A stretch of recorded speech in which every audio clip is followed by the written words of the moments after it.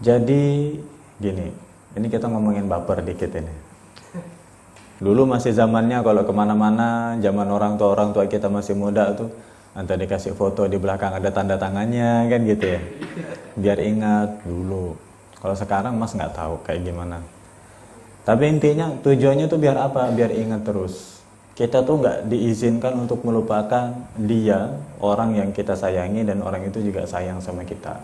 Dan kita nganggap itu tuh hal yang special moment lah, sesuatu yang berharga banget kan gitu. Nah, tahu nggak? Ada hal yang sebenarnya itu lebih luar biasa lagi bikin kita baper. Kalau kita pengen melihat itu dari sudut pandang yang benar. Coba gini, pada saat yang lain dibiarkan lupa, dibiarkan nggak ingat, kita sama Allah nggak diizinkan untuk lupa. Pada saat yang lain untuk jadi baik nggak ada yang ngajak. Pada saat yang lain pengen punya ilmu nggak ada yang ngajarin. Pada saat yang lain mau duduk-duduk kayak kita gini, pengen taklim, pengen kumpul-kumpul, pengen ada komunitas-komunitas yang baik, tapi dicari itu nggak ada. Tapi pada saat yang sama, alhamdulillah kita dimudahkan untuk itu.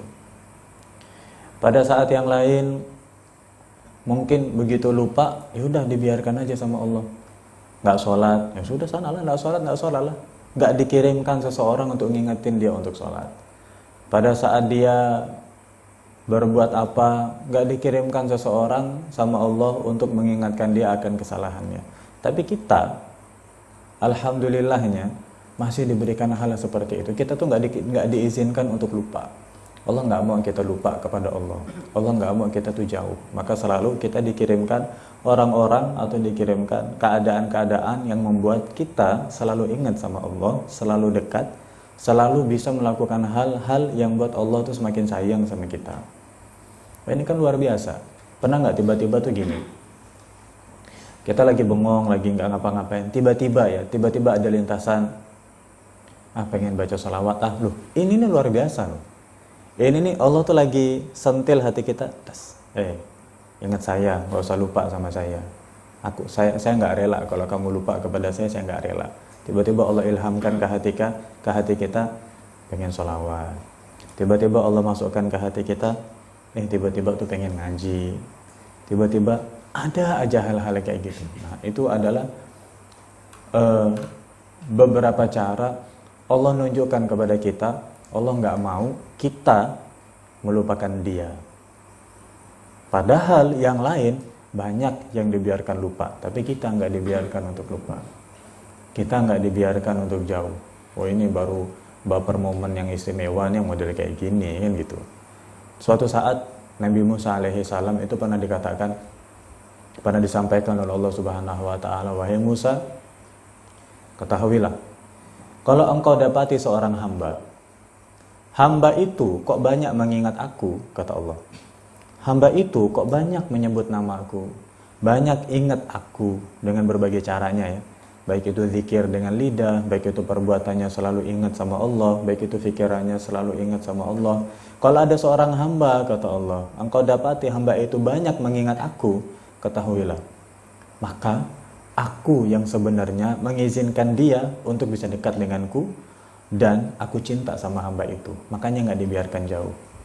Tapi wahai Musa, kalau engkau dapati seorang hamba itu nggak banyak mengingat aku, dia jarang ingat aku, jarang menyebut namaku, jarang keadaan-keadaannya adalah keadaan-keadaan orang yang memang biasanya orang itu banyak mengingat aku, kata Allah.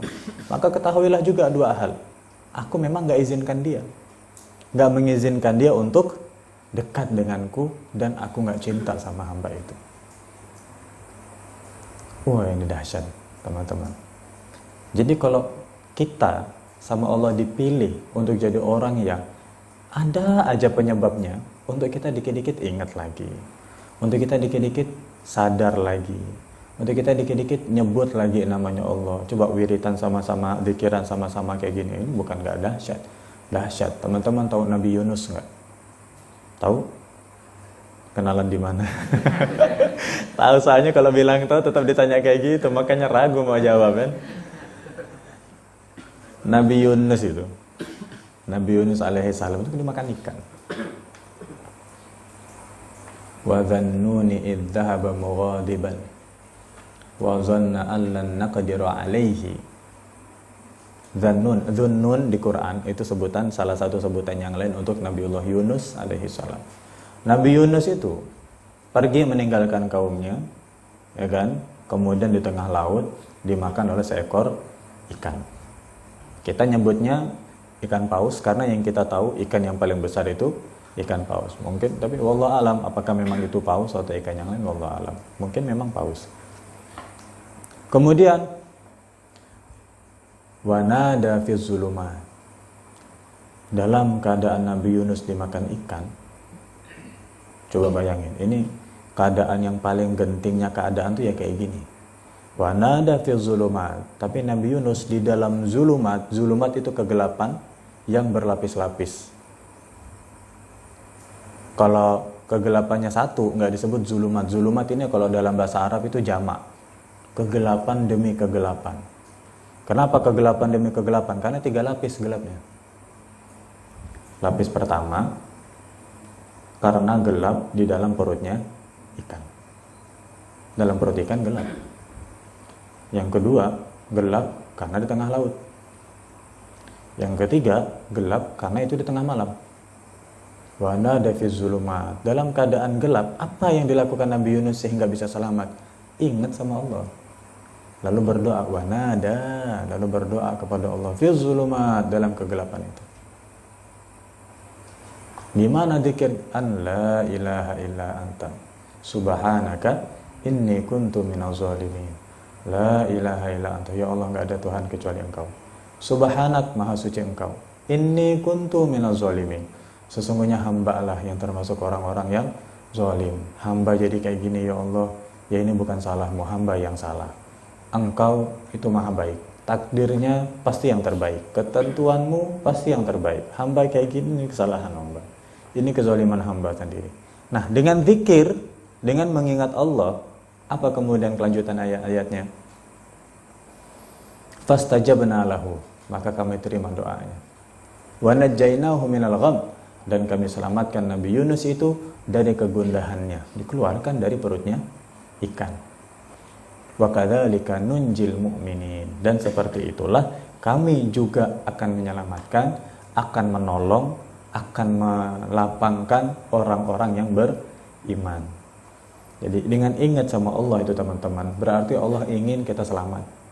Yang lain nggak ingat, kok kita diajak untuk ingat, berarti Allah pilih kita untuk selamat. Yang lain lalai, kok kita nggak diizinkan lalai, berarti Allah memilih kita untuk jadi orang-orang yang akan diselamatkan oleh Allah Subhanahu wa Ta'ala. Nah, ingat itu bentuknya zikir itu bisa jadi seperti tadi, baca rotib sama-sama, atau zikir dalam bentuk yang berbeda, seperti kita taklim. Ini juga disebut majelis zikir karena ngajak kita untuk ingat Allah Subhanahu wa Ta'ala. Salat, zikir yang paling agung, aqimis sholata li dzikri, dirikanlah salat untuk mengingat aku, kata Allah dalam Al-Qur'an.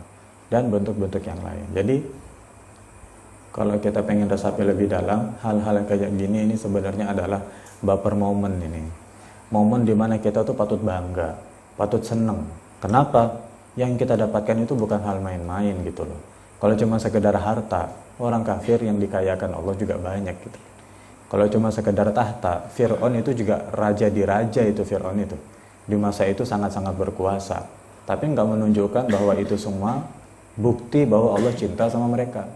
Tapi buktinya Allah cinta sama seseorang adalah apa tadi? Seperti dikatakan kepada Nabi Musa, Allah nggak izinkan hamba itu untuk lalai dari mengingat Allah. Allah masih tetap pilih dia untuk ingat terus sama Allah. Maka pada saat itu Allah sedang tunjukkan Allah cinta kepada hamba tersebut. Mudah-mudahan kita termasuk hamba-hamba yang dicintai oleh Allah Subhanahu wa Ta'ala. Amin ya rabbal alamin. Kita